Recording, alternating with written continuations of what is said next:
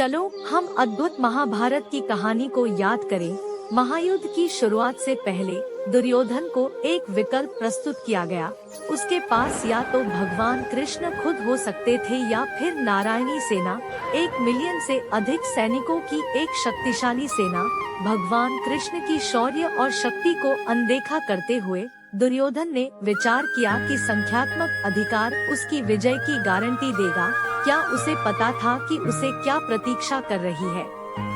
जब युद्ध विस्तार में आया तो भगवान कृष्ण ने अर्जुन और अन्य पांडवों को विजय की ओर प्रेरित किया। उनकी अद्वितीय युद्ध योजनाएं और अर्जुन को सिखाए गए रणनीतियां इतिहास की सर्वश्रेष्ठ मानी गई। इसीलिए श्री कृष्ण के वचन न केवल गहरी ज्ञान रखते हैं, बल्कि युद्ध नीति में महत्वपूर्ण मार्गदर्शन के रूप में भी मान्यता प्राप्त करते हैं। ये अमूल्य सुझाव आपकी मोटिवेशन को उठाने और आदर्श में आपको प्रेरित करने के लिए अत्यंत महत्वपूर्ण होते हैं।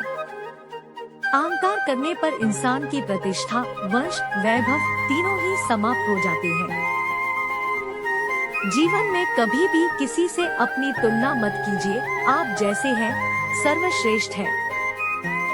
बुरे कर्म करने नहीं पड़ते हो जाते हैं और अच्छे कर्म होते नहीं करने पड़ते हैं। जो अपने मन पर नियंत्रण नहीं रखता वह स्वयं का शनैः शनैः शत्रु बनता जाता है। बुद्धिमान व्यक्ति को समाज कल्याण के लिए बिना आसक्ति के काम करना चाहिए। स्वार्थ संसार का एक ऐसा कुआं है जिसमें गिरकर निकल पाना बड़ा कठिन होता है।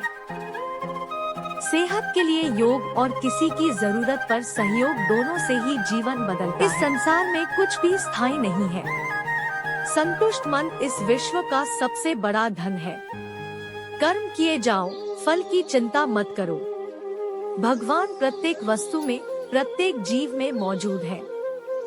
आत्मा अमर है, इसलिए मरने की चिंता मत करो। आत्मा का अंतिम लक्ष्य परमात्मा में मिल जाना होता है।